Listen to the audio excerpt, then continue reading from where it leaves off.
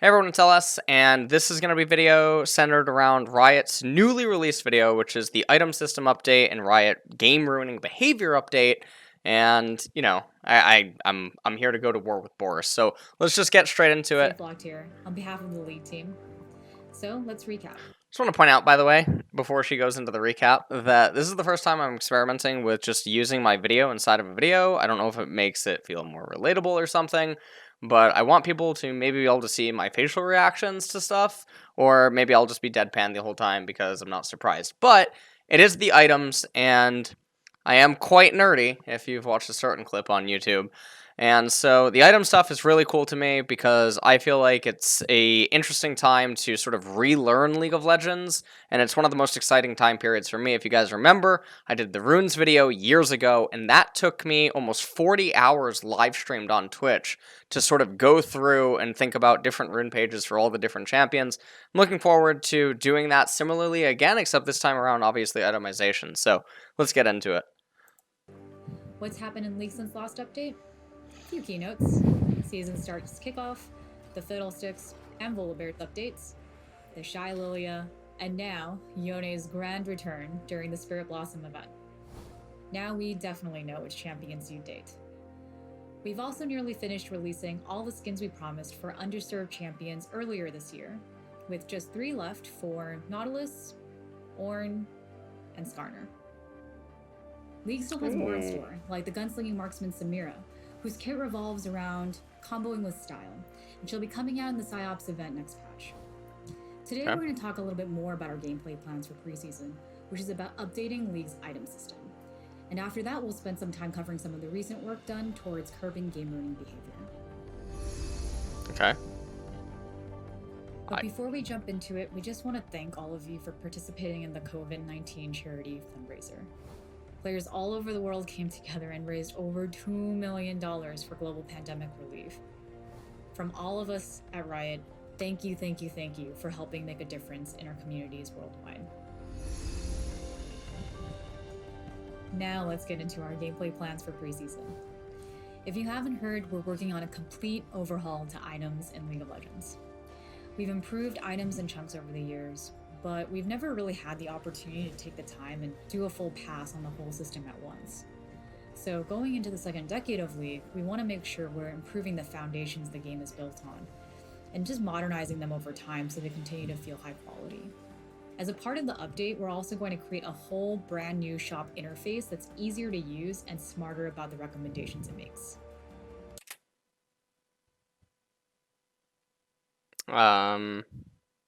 Okay. Also, one of the things that stands out is that it says hat hair. So is there a new unique passive? I don't know what's going on here. The shop looks aesthetically nicer. It does have like that kind of League of Legends feel to it. I think it looks nicer. I think this is actually simplified. This is kind of nice. The biggest change we're making is the introduction of a new type of item called mythics. Mythic items are... You guys all made fun of me, okay? During all the co-streams, okay, when Crowny and Nemesis would make fun of me for saying mythic and legendary and rare as a means to try to explain what item category certain items were and why certain champions are more oppressive than others because of their ability to itemize differently based on this class of items that they tend to only stack, thus that they need less gold than other champions in the game and have faster... are the cornerstone in your builds, with big effects that define your playstyle from game to game. Each mythic also grants unique bonus stats to your other completed items, so they shape your build even after their initial purchase. Okay. You can only wield one mythic item at a time, so you'll have to make careful strategic choices when deciding which one to build each game. Okay. So let's look at the marksman mythics. Do you need to survive an assassin's burst or keep yourself alive from taking enemy fire? Then Crimson Shield Bow will give you this.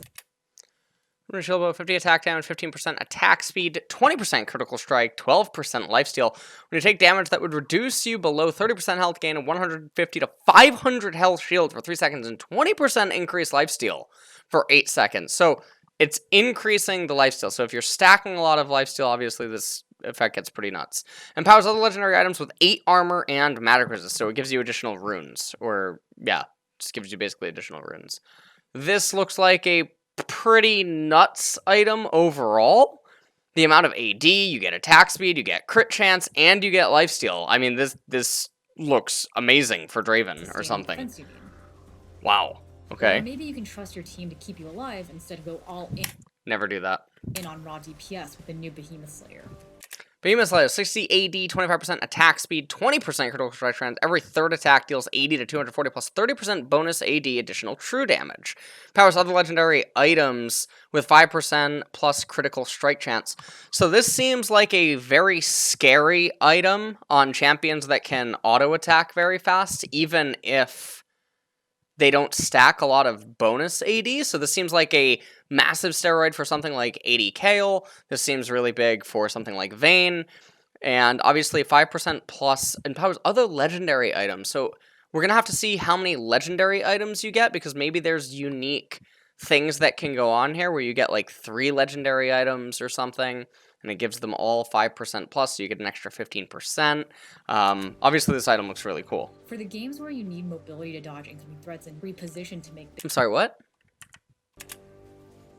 For the games where you need mobility to dodge incoming threats and reposition to make big plays, Gale Force's Dash might be the tool you need. 60 AD, 15% attack speed, 20% critical strike chance. Dash a short distance, cannot cross walls, okay. And deal 105 to 240 plus 30% bonus AD magic damage, okay, so it's giving you hybrid there. To a lowest health enemy nearby enemy, damage increases with enemies missing health, okay. Powers other legendary items with a 2% movement speed, so you're probably not going to get a whole lot of benefit out of that. Again, this looks like it's kind of luxury. Maybe you almost get a boots tier 1. But obviously, giving a marksman a short dash distance is going to be pretty insane depending on which marksman it is. But if this is all... I mean, this also works for just melee champions. This is actually pretty insane. Okay. We're also assessing all 200 items in the current shop to ensure that they have a clear purpose, 200, healthy gameplay, and are satisfying to use. Okay. For a lot of League items, they already hit this bar, so you can expect some classic items like Rabadon's Death Cap to remain nearly unchanged. For items that are falling a bit short, though, we'll keep their core identity intact, but update their design to meet the new standard.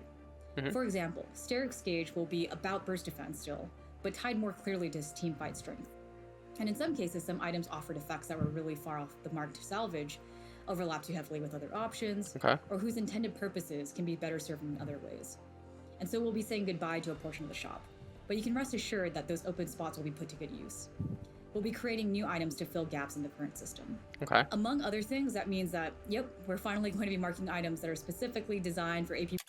80 ability power, 400 health applies Azakana's Embrace for 4 seconds. Azakana's Embrace, target takes 2% of the target's maximum health as magic damage every second, okay? You gain 20 armor and magic resist every second while enemy are afflicted.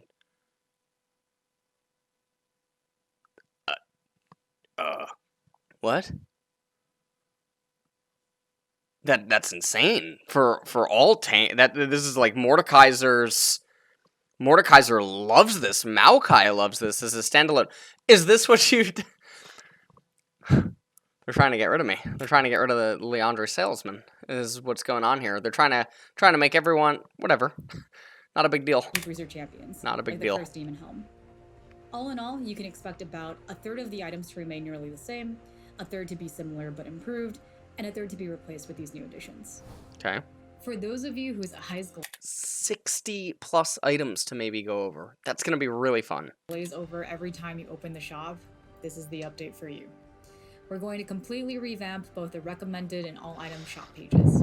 Good. We redesigned the recommended items page for players who want a more streamlined shop experience. They want to choose between, say, Frozen Heart, Thormail, shopping. One of the things I would really like here, and I can't tell just based on this snippet, is if it would recommend items that are good against the enemy team. That would really probably help newcomers sort of adjust to the game. I think that would be a really good suggestion for Riot.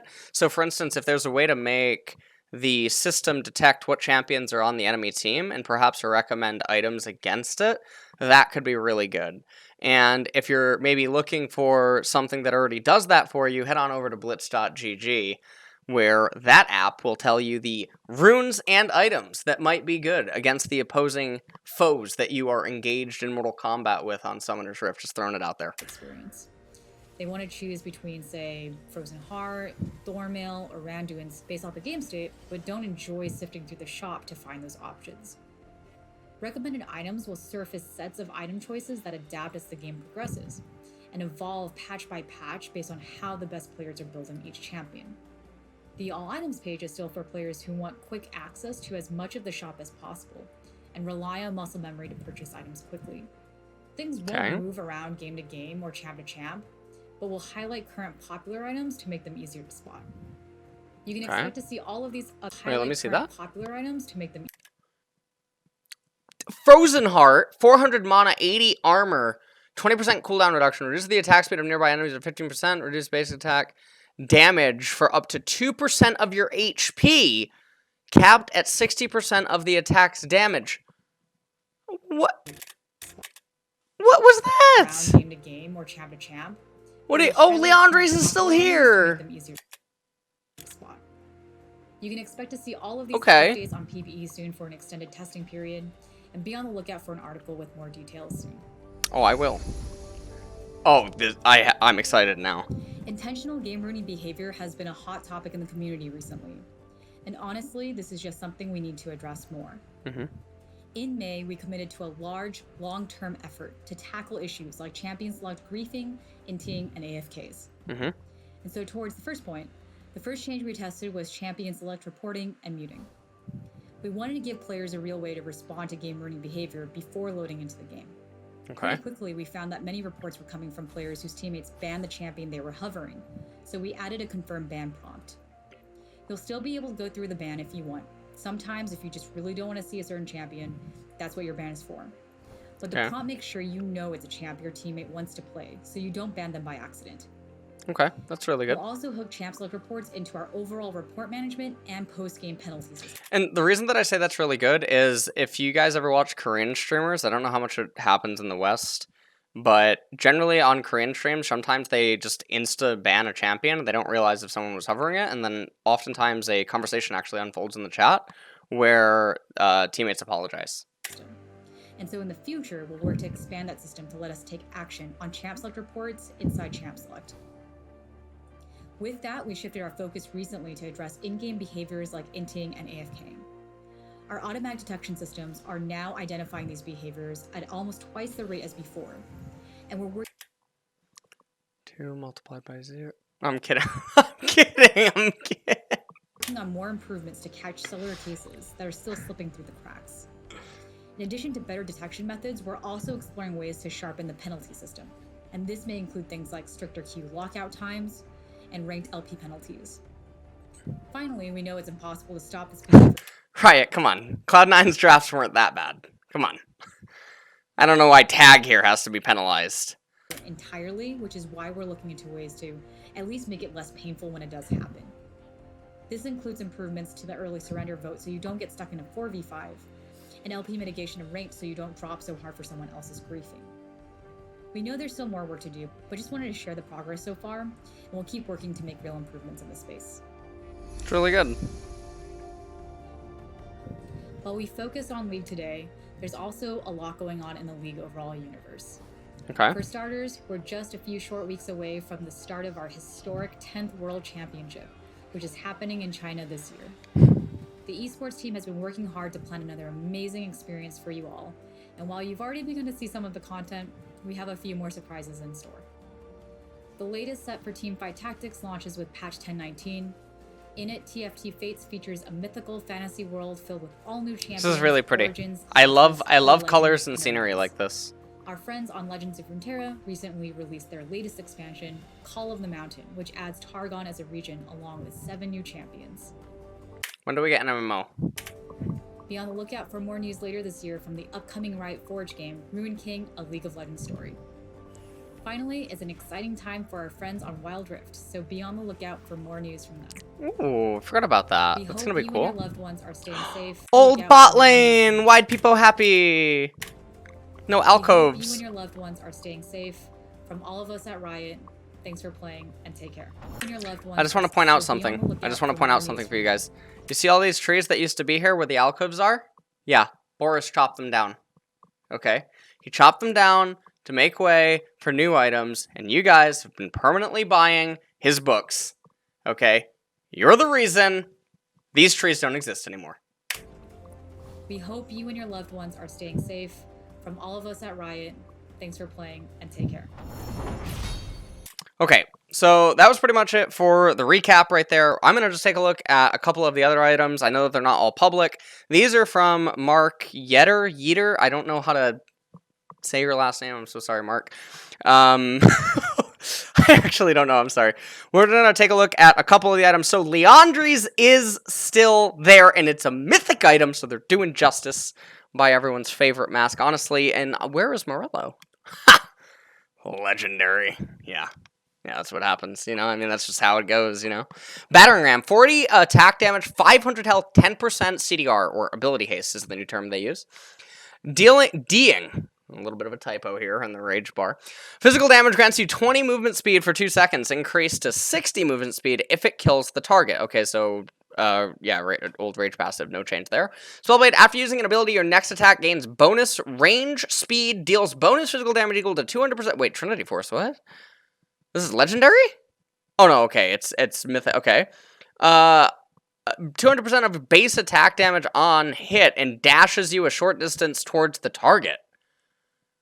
Wait, what if this is ranged? Wait, this could definitely be really scary on ranged champions.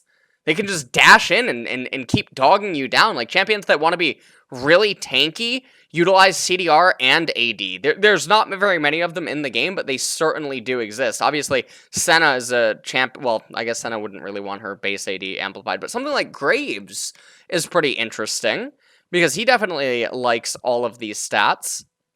So I think that would be very interesting. Obviously, I think the intent here is probably to have the ability or the item be used on melees, but yeah, Mythic. Your other legendary items gain 6% tenacity and slow resistance, okay? Current Mythic bonus, 0%, okay.